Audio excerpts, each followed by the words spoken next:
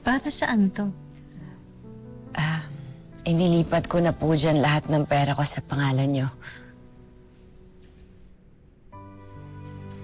Romana, ang laking halaga nito. Bakit?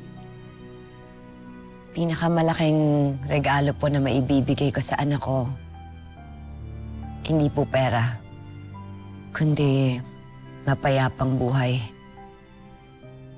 Kung ikamamatay ko po yung gagawin ko ngayon, mabubuhay po sa katahimikan yung anak ko. Romana, anak, huwag ka magsalita ng ganyan.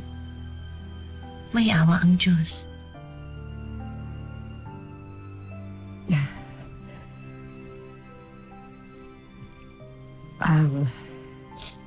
Aling Alma, pakipabasa po to kay Bunjoy kapag malaki na siya. Kung sakali pong hindi na ako makabalik, umaasa po ako na naiintindihan po niya yung naging desisyon ko. Na sa huli, pinili po ng nanay niya ang tama.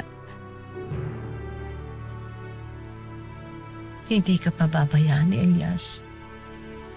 Salamat din sa desisyon mong samahan ng anak ko. Sa'yo din, Sir Floyd.